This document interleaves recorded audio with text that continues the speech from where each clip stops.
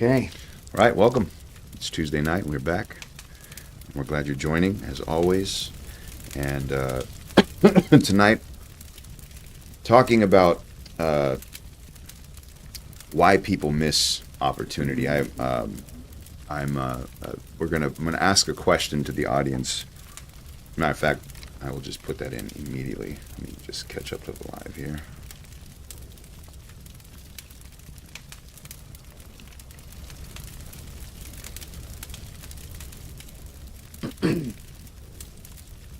Question to the audience. Oh, goodness. Okay. So the question I have, and I'm going to post it right away, so that way as people kind of trickle on to the live stream here, they can see that immediately. The question is, why do people miss opportunities?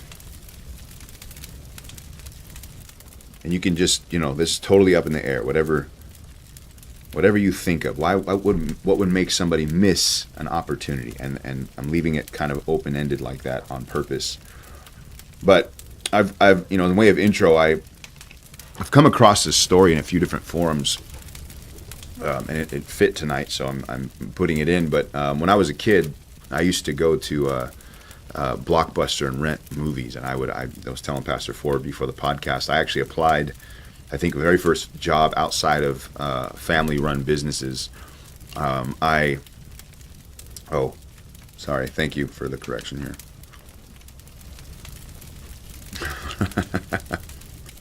Here, let's retract that. Try it again. Miss opportunities. Okay. Try that again. Cool. We already got answers coming in. Great. Thank you for that correction. I was telling Pastor Ford I applied for this job, and I remember actually, the first time I'd ever filled out my resume, I went to walked all the way to Blockbuster. I used to actually walk to Blockbuster to rent movies, like a mile and a half from my house. And so I walked the whole way. I had my resume. I turned it in. I'd filled out their application. I had that as well. And my resume was very, very limited, but I had some decent experience for a 17-year-old. I was 17, 18 years old when I applied there. But I got rejected. I actually sat down for an interview, and the first reason the guy asked me, the first question he asked me was like, why do you want to work here? I was like, I need a job. And so he told me, he said, well, frankly, I think you're overqualified. You could be applying for my position. And he said, I don't think we can hire you because you're overqualified. So he actually rejected me, and I remember walking all the way home and being genuinely let down. And so I ended up working for Cutco, which is a huge pyramid scheme, and I was so excited when I got the job. It was my first job outside of a family member getting me a job, and so I was excited about that. But long story short, Netflix later on approached Blockbuster, and some of you would remember Blockbuster is the clunky, oversized cassette tape that you played a movie on, but and you would go and rent those. But Netflix came out, and you could rent DVDs through either one of those distribution kiosks, or you could rent them online, and they would send them to your house, and you'd have like a certain day of rental. And so they were they were more of a startup at the time. In 2000, they approached Blockbuster and offered to sell the business for $50 million, which is that's a steal. And the reason why it's a steal, sadly, 10 years later, they rejected a CEO, Reed Hastings, laughed it off and rejected it, and basically said this is a niche market. There's no future in that. 10 years later, Blockbuster files for bankruptcy, and they're like, no more. They're not even a company. Netflix today is worth over $250 billion. And so the reason I share that is because it's just it's a good illustration of somebody who saw an opportunity, had an opportunity, but rejected it.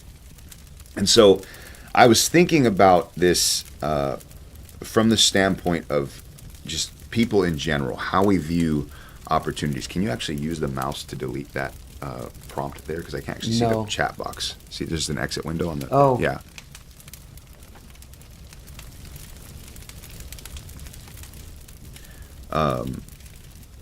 I was thinking about this in terms of, people who see opportunities and just miss the opportunity. They have this great opportunity, and I could literally you could Google that question. You know, why do people miss opportunity, or stories of people who missed good opportunities, and you will find tons of stories. Apple, Google, certain banking apps that people came up with that made billions of dollars, that people just saw it in its infancy and rejected it. And so I was thinking about that in terms of people hearing about Jesus and the idea of accepting Jesus and becoming a Christian. And scripturally speaking, that is a momentous opportunity. It's a moment in somebody's life. You have literally the opportunity of a lifetime. There's a scripture that came to my mind when I was thinking about this in John 1, where it says, the true light who gives light to everyone. Previous verse, he says that light gives life to men. And so he's talking about something really, really meaningful, really powerful, and really, profound. And there's a lot we could talk about just in that scripture, but without, doing a whole Bible study here, he kind of summarizes what happened when Jesus came to the earth. He says that he was in the world, and though the world was made through him, the world did not recognize him. He came to his own, and his own did not receive him. But to all who did receive him, to those who believed in his name, he gave the right to become children of God. So this is an opportunity for people. And so my questions are going to be kind of, I'm going to try and separate these questions a little bit. So the question for the audience is, why do people miss opportunities? We already have a couple answers in. We'll wait for more of those to trickle in. But I want to ask you about this issue of efficiency in evidence.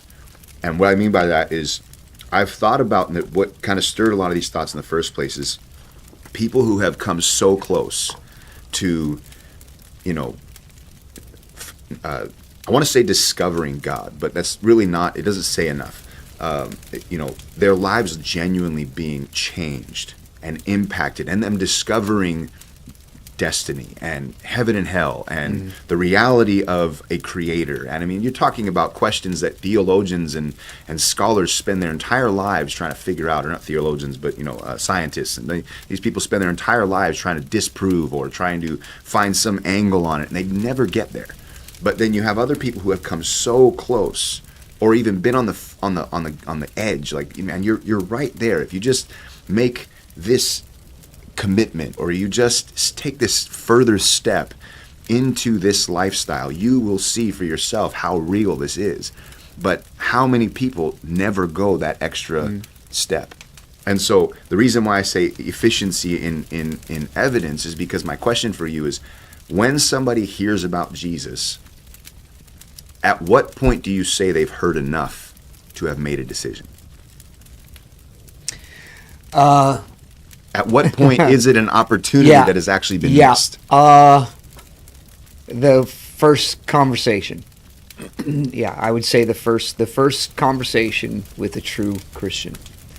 And that's saying something. I mean, that's not that's not a general statement. The person talking needs to be a real Christian, not just some hypocritical religious nonsense. But the other, you mentioned this, and I've actually been working on trying to put together a sermon idea. You mentioned Sunday night about anybody being able to see somebody saved, and I was thinking, well, no, not by any stretch of the imagination is that true. But at the same time, I understood the idea was that the difference, what you were getting at, which you didn't really say, was the difference between getting people to pray a prayer and be saved and somebody being a disciple. And there's miles of difference between those two things, and I agree with that. So that first conversation, and I think about it from my own standpoint, is, because I think about it a lot. I mean, 40 years of being a Christian and numerous conversations with people who are, even when I tell them exactly how things played out for me, they're not listening. I can tell they're not listening because they have a stereotype already set in their thinking.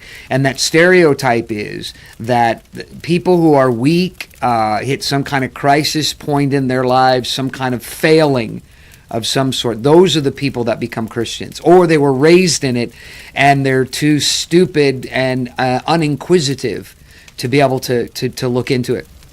And so that's kind of, so, people who reject the gospel pigeonhole Christians like that they don't know Christians, and they don't know, like what you said. You mentioned that the efficiency of information is they don't know the information, and so they reject salvation out of hand. They reject it before it's even gone. So it's the classic, don't confuse me with facts. I've already made up my mind. And so this is the real issue when it comes to people becoming Christians, is the reason why people reject salvation is simply because they reject salvation. They're not saying, I don't have enough information, I don't know about this or that, or I have a lot of questions or this. What they're saying is, I don't believe. And so because I don't believe, I reject. And, that doesn't, if you use that kind of logic anywhere else in life, and people do, it's important to explain that. People do use that kind of in life. You're never going to achieve anything, because it's necessary for us to inquire beyond our own understanding about everything. But this is not something that is very popular, or I would go as far as to say is not even very common.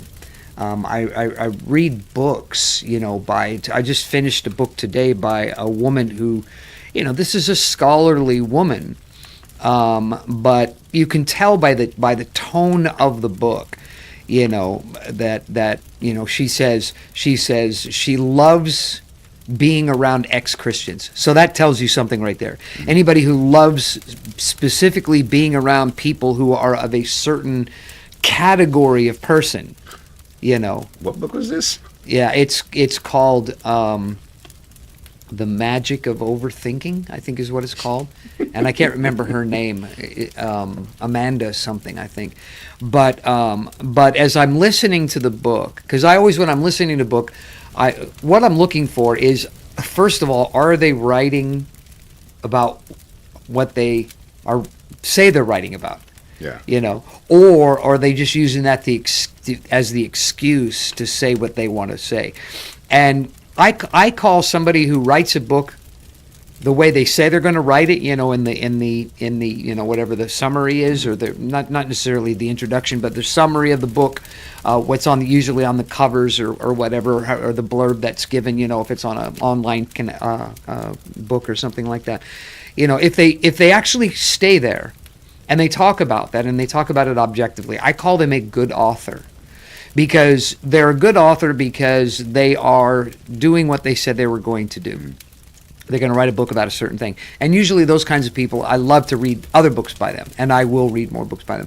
But the kind of author that I think is a bad author is an author who says, I've gained an opportunity to be able to say things because I'm a popular author now, so now I'm going to tell you what I think about Donald Trump, or what I think about politics, or what I think about global warming, or what I think of, but that's not, the book doesn't say, the politics of global warming. It says, how to improve your comprehension, and then they'll just go off on this rant. It's just literally a rant, for 11 hours or more, just a rant of everything that they want everybody to know that they believe, and they're just looking for followers. They're not looking to be a part of the intelligence that helps people get somewhere. It's not. They're just looking for people to actually, to just be followers. I mean, really, Amanda that's Montel. You gotta, yeah. And so so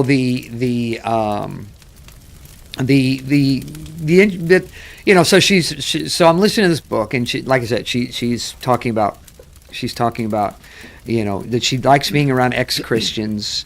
And then she makes a statement about how some people, find Jesus Christ. Other people find peace in Jesus Christ. Other people find it in the zodiac. Other people find it in, fresh baked cookies. And she purposely going out of her way to be demeaning to Christianity. I mean, the little dots through the entire book are purposely trying to be demeaning to Christianity, at the same time trying to speak as if she is open-minded.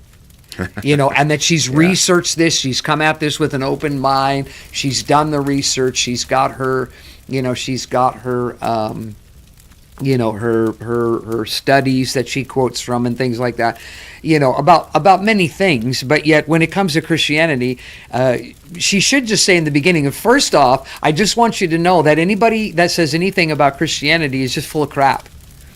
Okay, so now from there we can go on and we can talk about other more open-minded things, because there's nothing open-minded about the book at all. But this is the reason why I brought that up, is this is somebody who's gotten somewhere, she's written, she's got credibility, she's established herself as a credible, individual. But yet when it comes to the idea of Christianity, when it comes to the idea of something that she doesn't know about, and here's the other thing, which I thought was funny, is she talks about being an atheist, and just shouldn't talk about her being an atheist. She talks about that evolution is true, basically it's billions of years, and this is and that's and the other things and this and that, and she's really totally averse to anything having to do with God. But then she makes a comment about something, and then she says, and then me being a Jew, and I thought, you being a Jew, in other words, you're going to embrace the religion of Judaism because you're a Jew. You have the right to embrace Judaism, even though you cannot stomach the idea of there being a God who's a creator of the universe. And so why I'm pointing all that out, because the book, she talks a lot about cognitive dissonance, which that's what that is. That's cognitive dissonance, what she's doing. But she talks about it a lot in the book. And so I'm building a case here that I think applies to a lot of people. It's not just this particular woman. Is that the bottom line is, when you've decided this is how things are, you're going to miss opportunities, because opportunities can't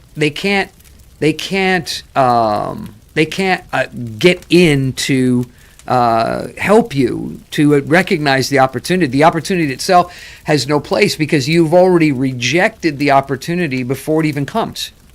And so that's the point that I really wanted to make, is that you have already rejected the opportunity before the opportunity has even got there. And that's why people miss opportunities, is because they've already rejected the opportunity before the opportunity has even presented itself. And so when the opportunity comes, they can't see it as an opportunity, and they say no, right away. It's just, no, this is not an opportunity, and that's all there's to it, and then they brush it off. And so, it's what you're talking about, is here's Blockbuster. They take a physical device, physical tape, they hand that out over the counter to another person, and at that time, the internet's still in its infancy when Netflix comes around and trying to do all this online and stuff like that. The issue was not that the technology wasn't true. The issue are the physical device companies going to let this happen? Yeah. Because they're big. They're big and they're powerful, and things only come into existence when we say so. And this is a mistake that over the years many companies have made, is that we are so big. Kodak did this. There's a whole story, just look it up on your own, about Kodak and MP3s, JPEGs, Kodak and JPEGs. And so the whole idea, JPEG technology, we're gonna put this away. Nobody's ever gonna. This is never gonna see the light of day. And it's like, this is technology. And what you're looking at right now is only right now. But you don't know what the future's gonna hold. And it's funny because somebody who can say, no, this is always going to happen. We're always going to take this big, clunky, nasty, grainy, low quality tape. We're going to hand it to people, and they're going to give us, whatever it is, $1, whatever it was at the time or whatever, every single time. Yeah. This is going to happen for eternity, and it's like, so what about airplanes? There used to be a time when there were no airplanes. Have you ever thought about the idea that there are airplanes now when there weren't airplanes? And, people who, the coach and buggy crowd, couldn't keep the car from coming into existence. What makes you think you're going to be because it isn't about logic. It's about, I've already made up my mind. I've already decided this is how things are going to be. And because because this process happens automatically in our thinking, is that I've learned over the years when I say, oh, that's never going to happen, the brakes go on automatically. The brakes go on automatically, and then I immediately switch in my thinking. I think, how could this come to pass? How could it happen? What could be the case? And it doesn't take long, and then all of a sudden I can see a path. Because the issue is, personal prejudice, does not replace intelligence. Yeah. You can't do that. And so when you give intelligence a chance, it will always replace personal prejudice. And this is why, it's personal prejudice. And people do this to themselves. I can never do this. This can never be this way. This can't happen this way. This is not going to ever work because of this, and it's only a mentality. It's only a way of thinking, and it's a way of thinking that is natural. You don't have to do anything to force this process to happen in your life, but it happens. And and this is why people succeed. If you look at any story of success, and it's funny because I'm reading about the beginnings of Amazon. This is actually a hit book, this one that I'm reading, but it's because it's talking about all the dark side of Amazon, but it goes through the history of Amazon and how Amazon came into being. And it's funny because the under the leadership of Jeff Bezos, very similar in many ways to the leadership of Elon Musk, very similar to the leadership methods of Donald Trump, very similar to the methods of many Steve Jobs. All these people that everybody hates, but they all have this same positive, we can do this attitude. It can be done.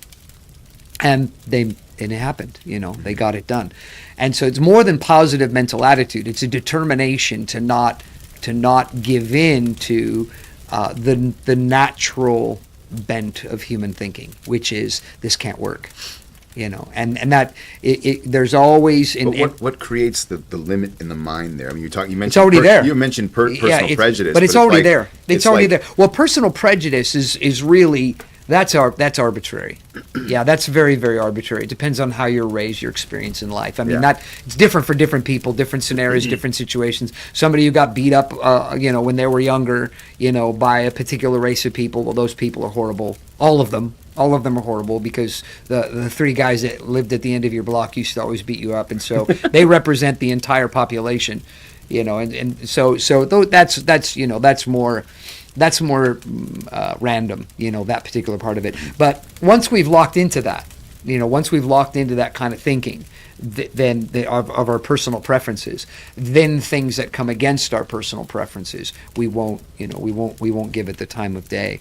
Naturally, and so opportunities. In order to take advantage of opportunities, you have to be able to work past that. You have to be able to look past that.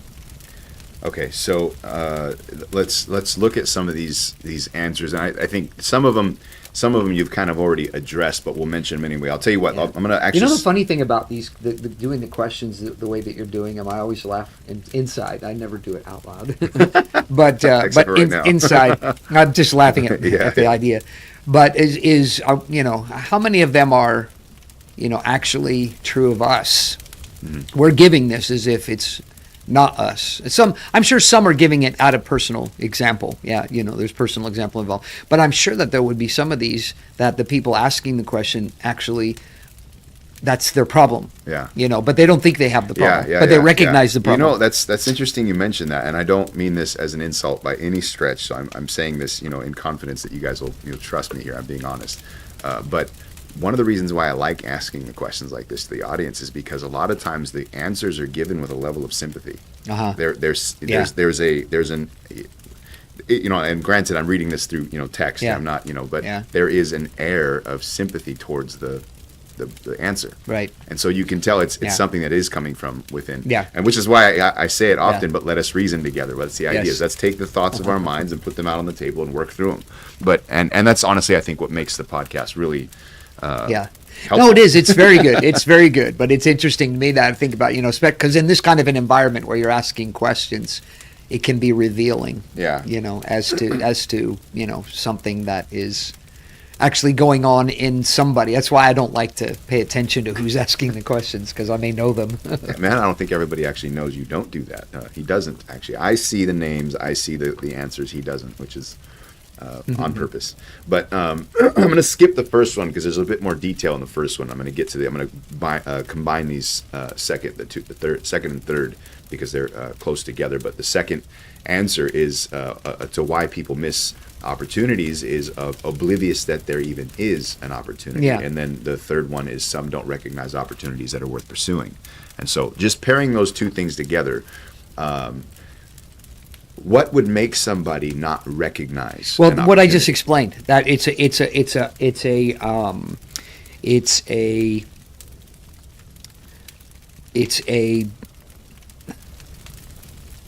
there's a sort of black hole, that develops from preconditioned thinking. It's over time we've got these ideas, these prejudices, personal preferences, things like that are all developing as we're growing up.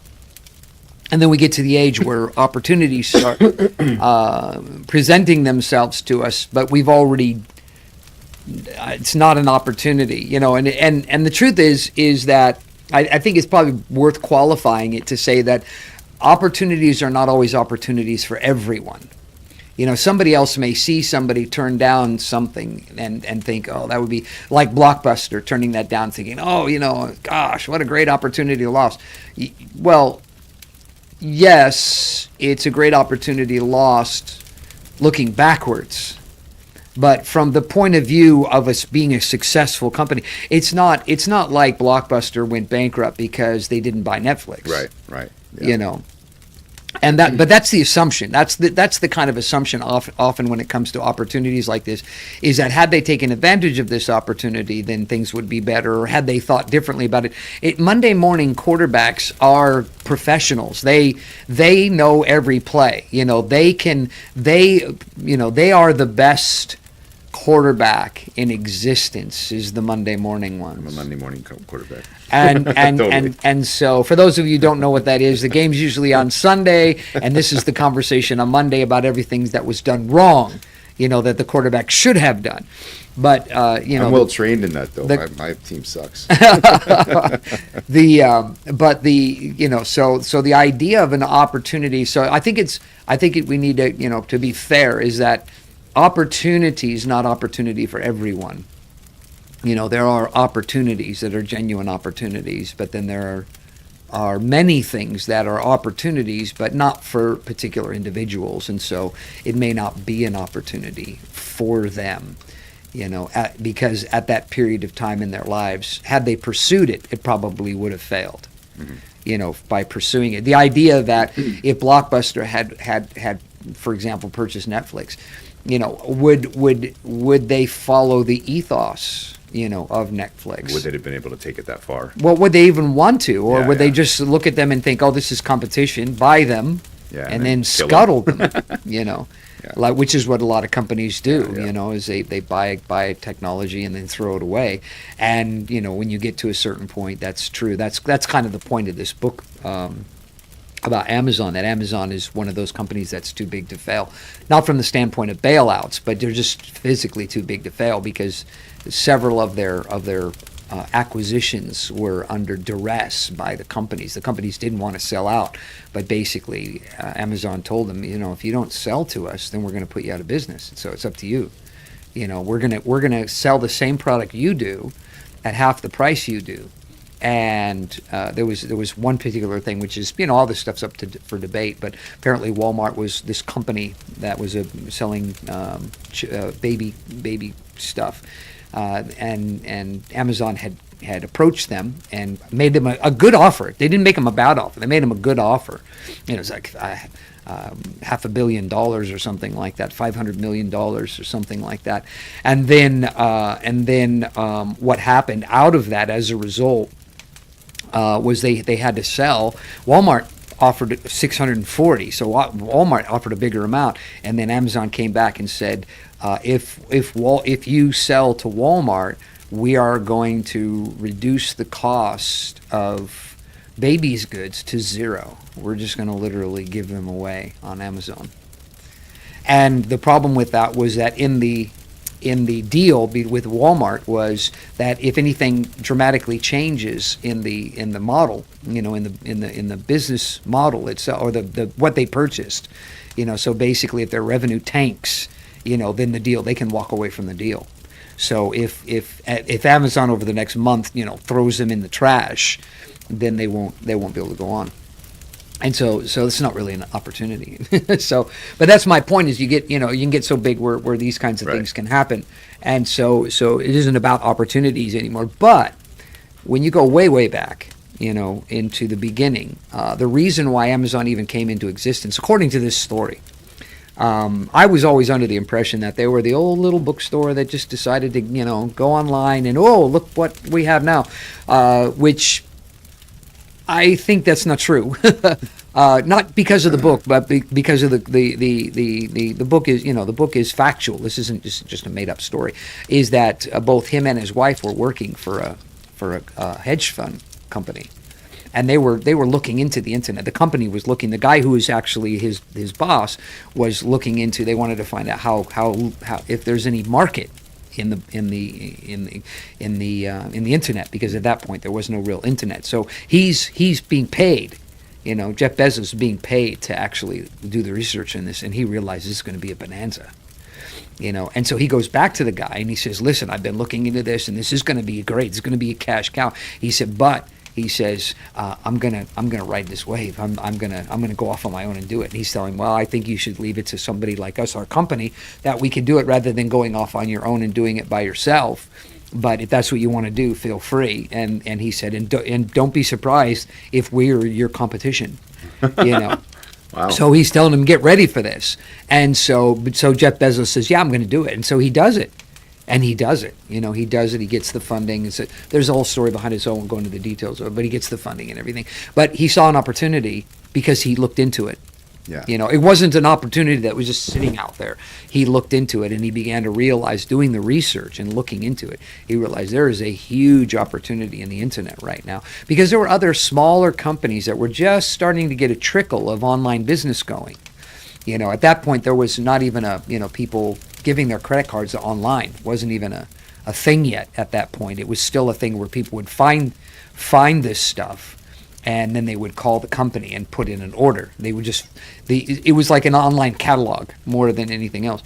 And so here's an opportunity, but the opportunity only came after the research.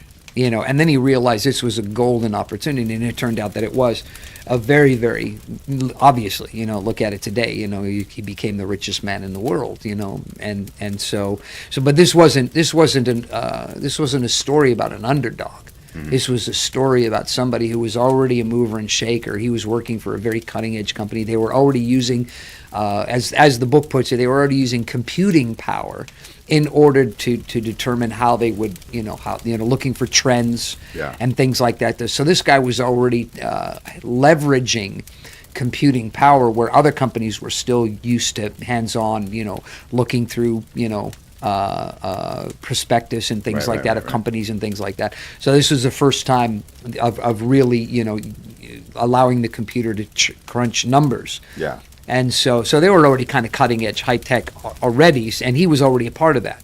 And so now moving into even greater cutting edge technology, he's already there, so it isn't this thing of just out of the blue, I just felt in my bones that this was going to be an opportunity. It wasn't that kind of a thing. And opportunities, they're not like that. That's why the saying, that opportunity finds the prepared individual, is that it, because it isn't really out of the blue. Yeah.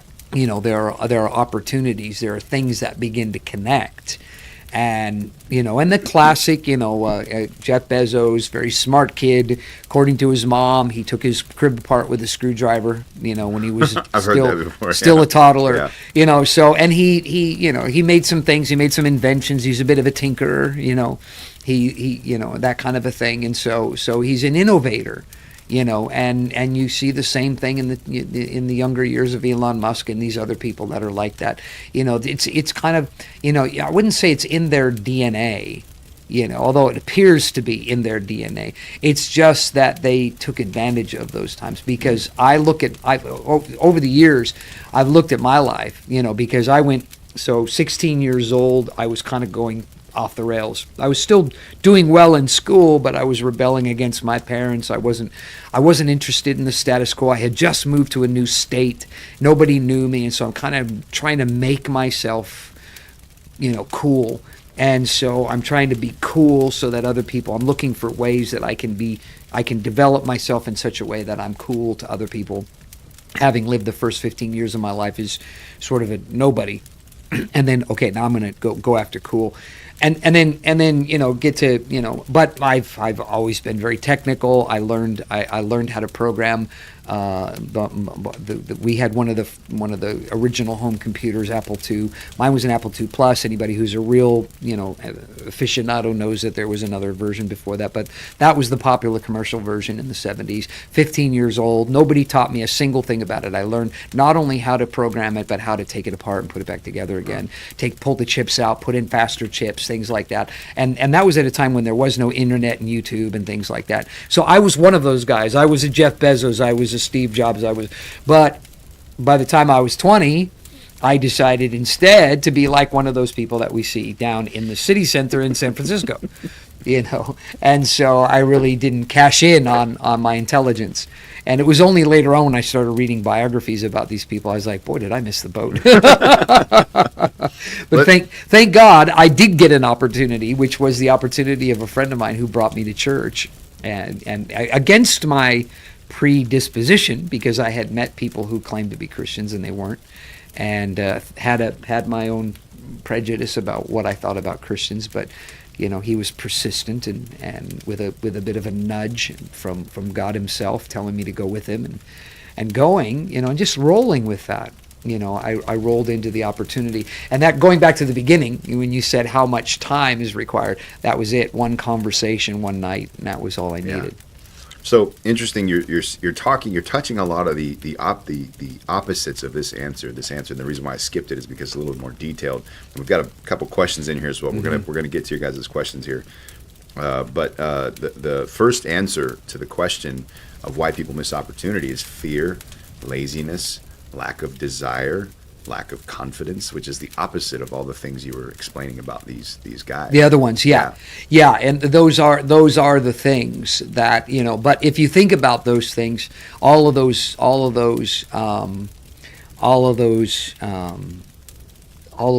attributes, batteries not required. Yeah. There's no energy that needs to be put into any of that. So you're not. It's not that you're going in the wrong direction. You're just going nowhere. You're not putting any energy, lack of initiative, laziness, those kinds of things, are all things that come natural to us, and so it's easier to, and that's why I say, the whole idea of taking advantage of opportunity. Opportunity is it requires energy to take advantage of an opportunity. Yeah.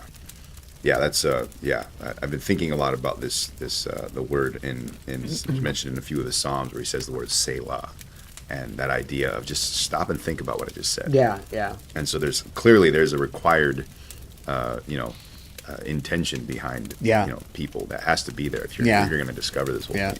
Another one of the answers that came in is a lack of thankfulness to God, not receiving the Holy Spirit yet, not seeking Jesus every day, not wanting to. Well, that's all very specific to Christianity, Yeah, of course. That's very, very specific, because the idea of opportunities, and that's this is the great thing about Christianity, the real thing, the one with the real Jesus and the real God and all that, is that God He didn't create a world that doesn't work at all if you're not a Christian. Mm-hmm. Otherwise, people would just all be Christians. You can wake up in the morning not as a Christian. The story. Jeff Bezos, Elon Musk, Steve Jobs. None of these guys are professed to be Christians. They're at best have their doubts. Are agnostic. I would say would probably be the closest that any of them gets to Christianity, and probably more realistically evolutionists in their thinking.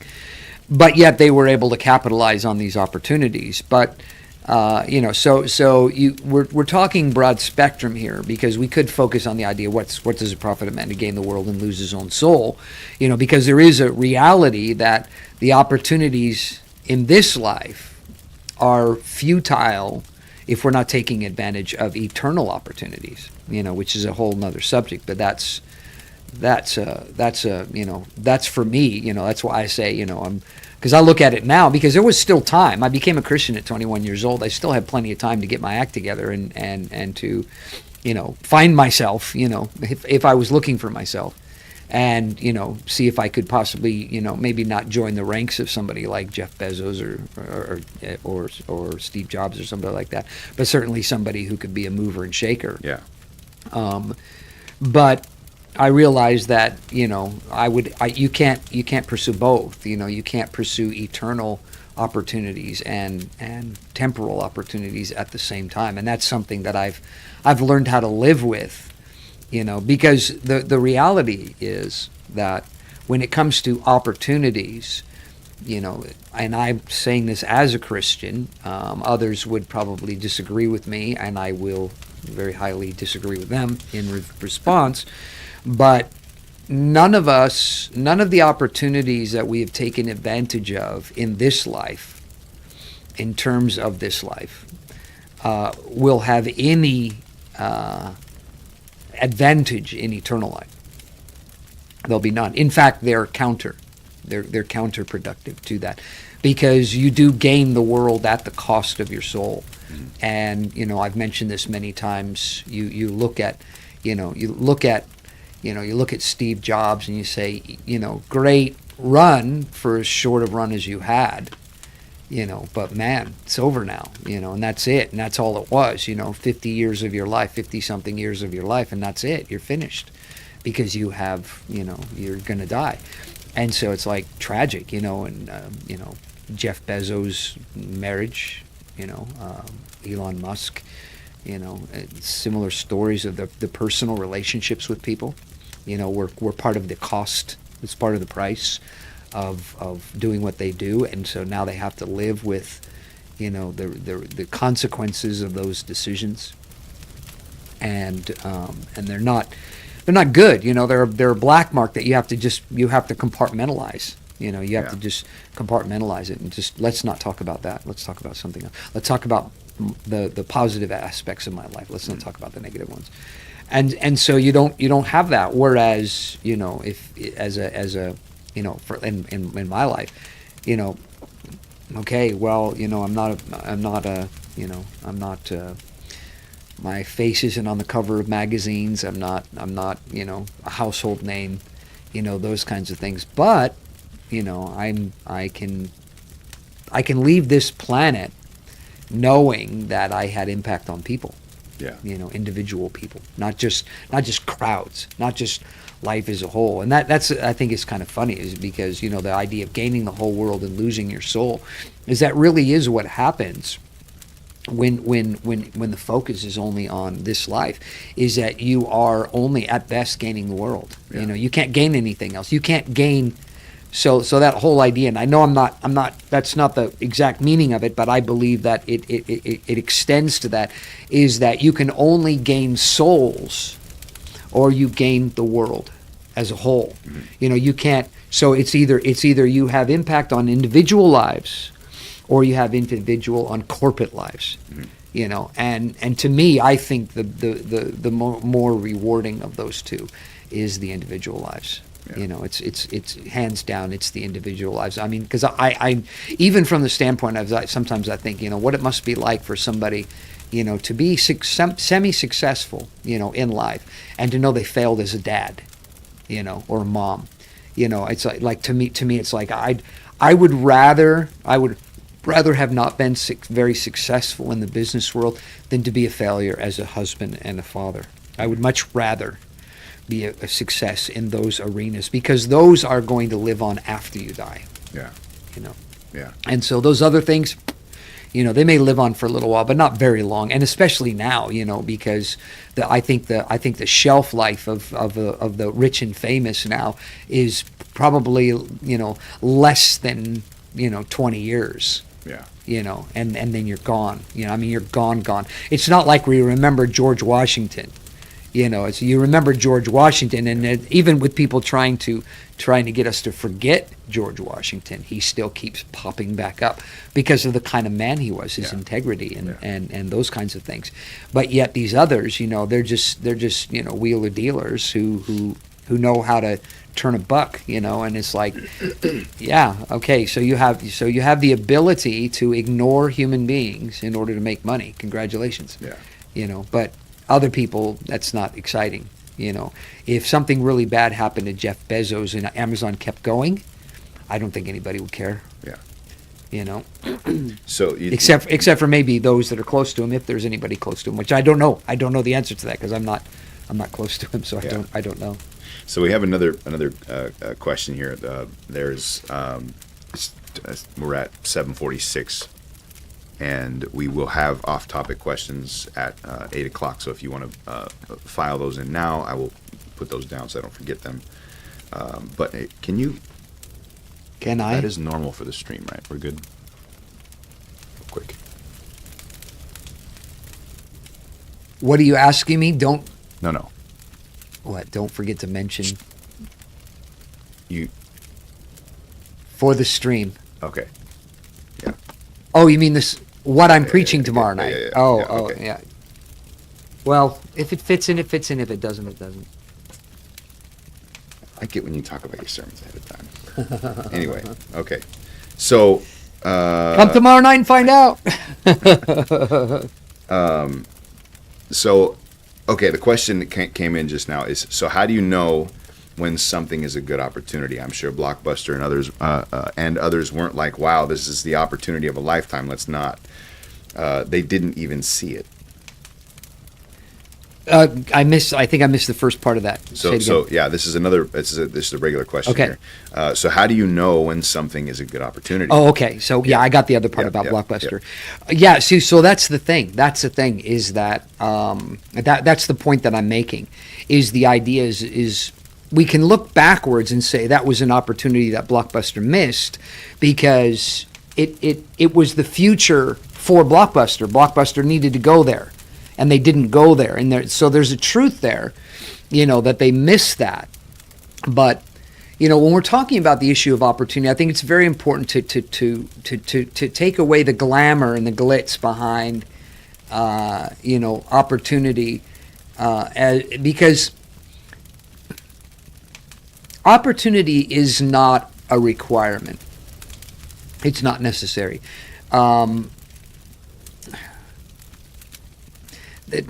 That doesn't make sense. Because opportunity is everything. Everything's opportunity. You probably have 50 opportunities every day in some way, shape, or form. Which is what I'm saying is that opportunity is not like this. Here's your once in a lifetime chance. Yeah. It's not that kind of a thing. That comes up that way, which was another, this book that I was talking about earlier about this woman. She brought up some very, very good points about being able to look at something in a more, like what I like to do, look at things in a more zoomed out point of view.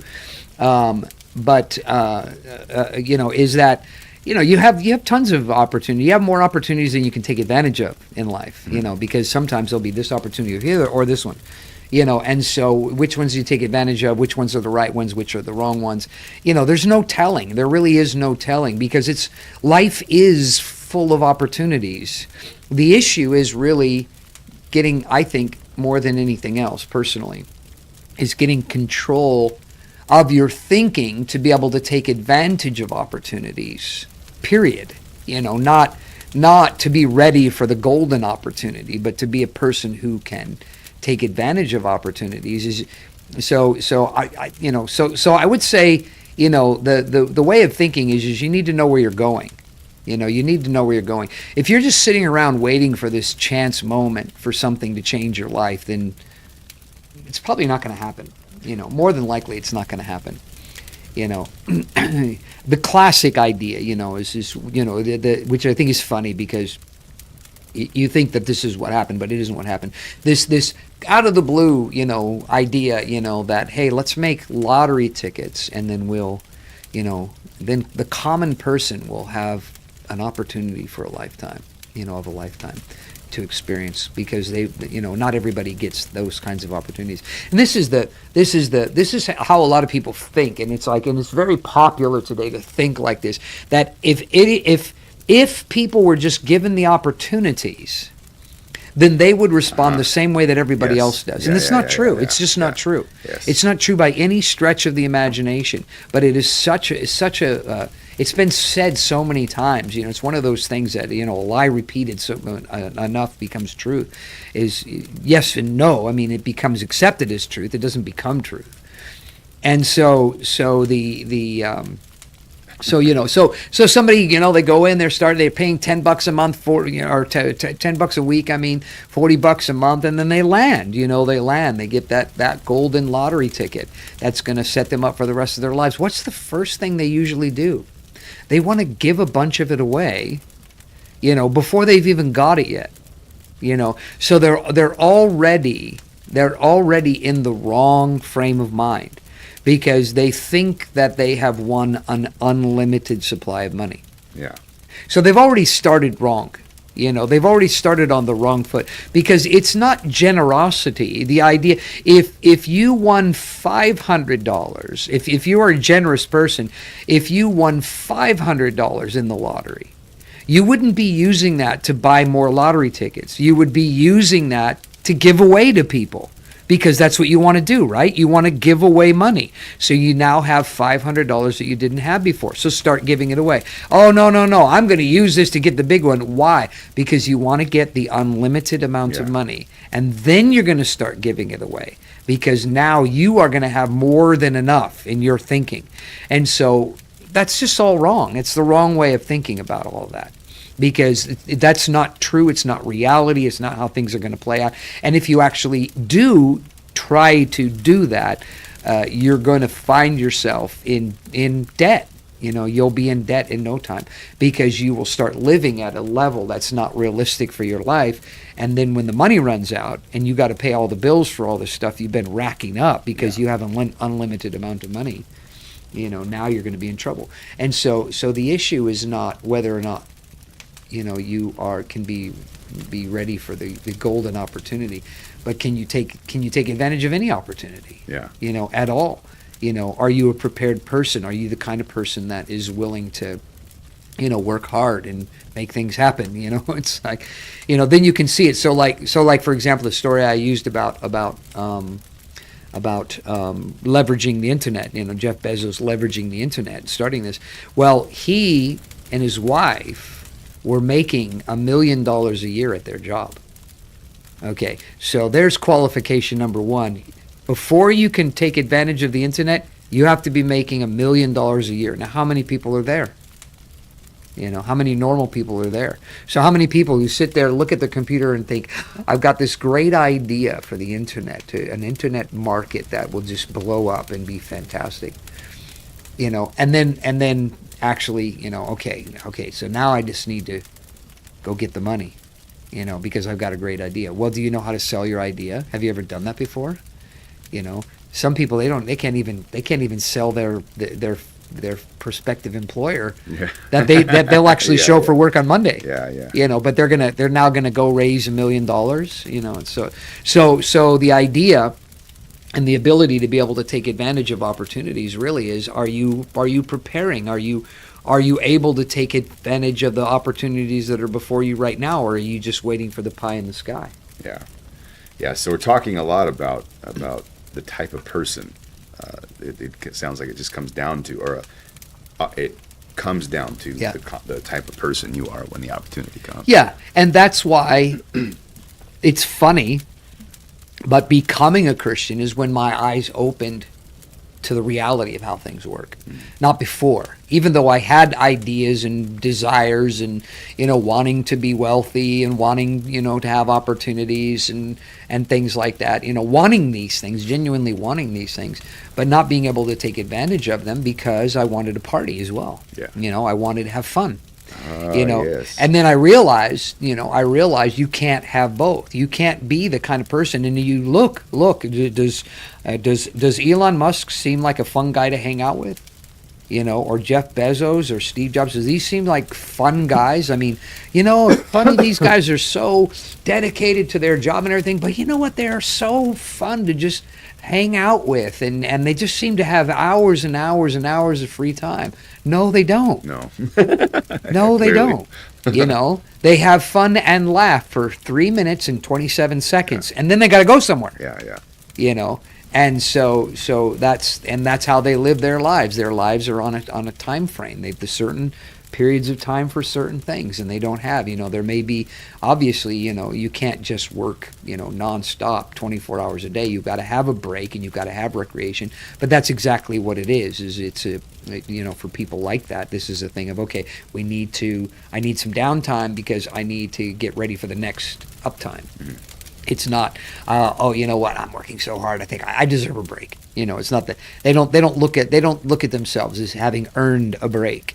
It's a necessity. They have to take a break, or else they're going to blow to smithereens, and so they have to. And so, but so, you know, this isn't the way that most people think, and so most people can't take advantage of those kinds of opportunities. Was Tesla an opportunity? Was SpaceX an opportunity? Were these opportunities? Well, yes, of course they were. They were opportunities.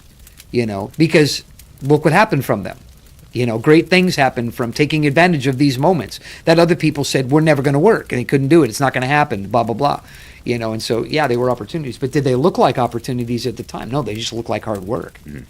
You know, and so that's the problem is if you're the kind of person that wants to be able to take advantage of opportunities, you have to be the kind of person that is willing to put in the hard work and the discipline that's necessary. And it's more discipline. Like for me, I'm a pastor and I'm writing sermons, and so I need to put information into my head all the time. You know, otherwise I'm going to run out of things to say because, you know, contrary to popular opinion, there isn't a single person on the planet that's worth listening to just simply because they talk. You know, and things just come out of their head. This is not true. And I know there are people that they believe that is what they are, but there is no such person. You are only what you can bring out from a wealth of information that's come from other sources. That's what makes people amazing, is their ability to be able to so if I want people to listen to me when I preach and to take seriously what I'm saying and to not preach the same sermon every Sunday, you know, then I'm going to have to fill my head. And it's like, but for me, that's, you know, you think, oh, I wish I could just lay around and listen to audiobooks all day long, every day. And it's like, listen, the only way I do it is in binges. It's like cramming for a test. I'll listen to 5 or 6 in a row because I finally got myself in the mode, and I don't want to come out of the mode because if I come out of the mode, then I'm going to have to get myself back into the mode again. And so it's work. It's work. You know, we went to Disneyland. Oh, it'd be nice. I wish I could just take 2 days to go to Disneyland. Not the way we did. We went on 16 rides in one day. Yeah, a couple of them twice. Yeah, 16 rides in Disneyland. That and you know. Over those 2 days, I ate a lot. Yes. And I lost weight. Oh, that's hilarious. And I did over 20,000, no, what was it, 20, I can't even remember, 24,000 steps or something like that in 2 days. My watch congratulates me when I do 500 steps in a day. My watch says, Wow, keep up the good work. You're breaking records, man. And so, Yes. I wish I had 2 days. No, because we wanted to do Disney, Yes, exactly. we weren't there to go, man, you know what, next time? Because who knows when the next time is going to be. That's called taking advantage of opportunities. Yeah. That's the life of taking advantage of opportunities. Is you have to have that kind of a mindset to say, I'm going to do whatever it takes to take advantage of this opportunity. Yeah. We have a comment here. I think there's time to push and pull back, and to continue to focus on the goal. And who continues to focus on the goal will get the reward. Yeah. So the idea, but you have to. It's. Again, my aversion to the word balance. There's a harmony. There's a harmony to these things. Vacation is necessary for those who have worked hard. Yeah. Okay, it's necessary. It's not because they're not going to be able to continue to work hard nonstop. The recreation is literally that. It's a chance to. It's like working out. It's like exercise. You go and you work out. Like especially if you're doing weight training, you don't weight train every day because it's counterproductive. You can't. You have. Part of weight training is the rest. Yeah. You want to get what you're lifting for. Yeah. And so if you want to go up in your numbers, or you want to build muscle, or whatever it is that your goal is in that, then part of the regime is rest. Yeah. It's part of it. And I've read all kinds of stuff about this when I was working to try to get physically fit. Don't work out, you hear I work out 10 hours a day and this and that, and most of these professionals, they say, do not work out for hours on end, do not work out every day, do not do this, do not do this. That guy, what's his name? Anatoly or whatever. Oh yeah, Anatoly. He's got a video because he's obviously, he's a very strong guy. Yeah. But he doesn't look strong. And he says he works out 3 days a week, and I can't remember how many hours he said, but not very much, and so I think he's, what did he say 3 days a week, and then he said he worked out 7 hours or something like. I can't remember how he said it because he just put it all in a week's schedule. But, and then he goes into these gyms, and if you've seen the YouTube videos of him, and people are like, how can you do that? And I'm looking at this, I'm thinking, God, this guy's. And so there was another video of him with two big, huge buff guys, and they were just working out together. This guy invited him to come, and he's looking at that, and he's looking at him, and he's looking, and he's doing these curls, with I don't even know how many pounds they were, but he said, you're curling your body weight. He said, right now you are curling your body weight. He says, do you know what that would mean for me to do that? Because he's Anatoly's like 160 something pounds. And he's like 245, this guy. I mean, he's big. He says, could you imagine me trying to curl, 100 and something pounds per arm, to curl? He says, there's no way. He says, "There's no way, that he could do that." And here he is, and he's just a little bit behind them. Yeah. In the numbers, he can't yeah. quite do what they're doing, but he's just a little bit behind. And he says only 3 hours a day, because it's the issue of efficiency. Yeah. And so the idea of I've worked for 3 hours, I need 10 hours off. That's inefficient. Yeah.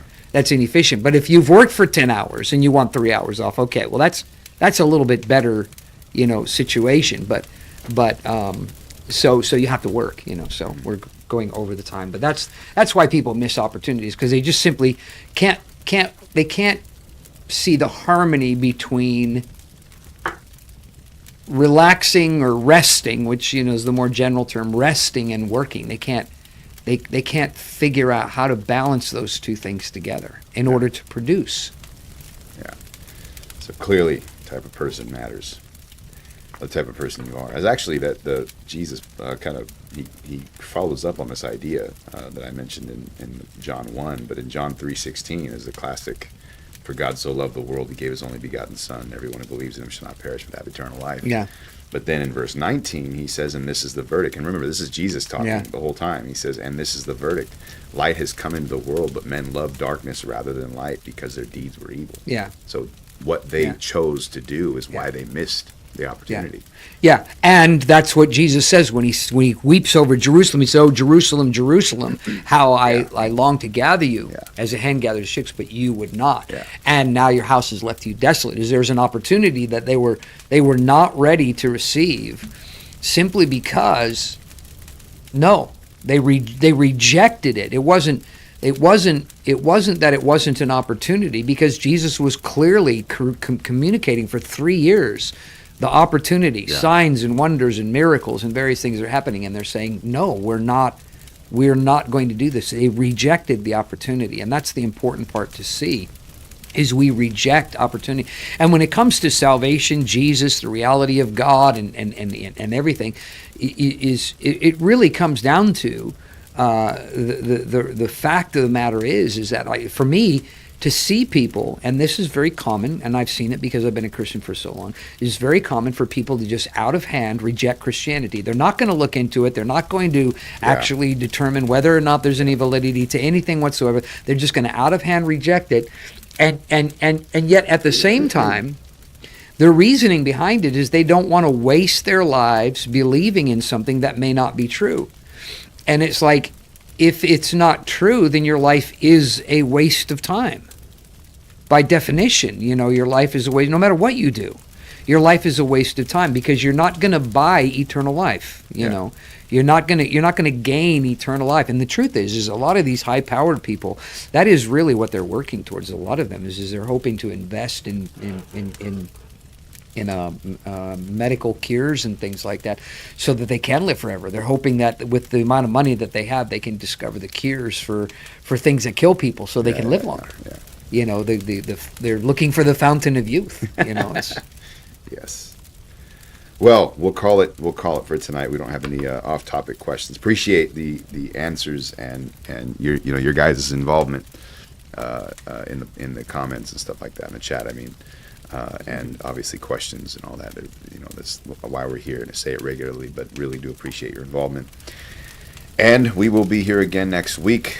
New topic and straight from the heart. Nothing scripted, which is what makes this so fun. So, we always invite folks out. Our midweek services tomorrow night. Pastor Ford had mentioned a little bit about his sermon, and so I thought he was going to. Don't forget. No. This is you got to be there for this one. Yeah. See, that's. Anyway, I tried to get you guys the inside scoop. I guess. Nope. Cool. Well, we're going to put the information on the screen here in a second. We'd love for you to join us in person. Check us out on our YouTube page. We're also on Instagram, and there are other opportunities and stuff like that, other events coming up, and so you can find all that on our YouTube or even on our website. And like I said, that information will be on your screen here in a sec. And other than that, we will see you, or you will see us again next week. Thanks for joining.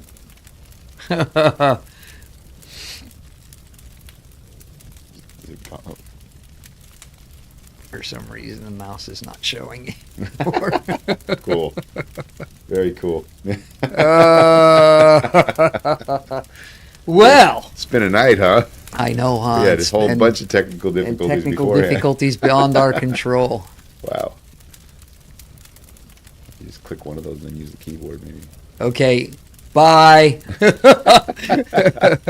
Oh, I'm not even going to be able to do that. Just end the stream. This is funny. Sorry, folks. We're going to have to kill the stream. Sorry. Bye. Oh, my goodness. Good night. My goodness. I don't know what happened there.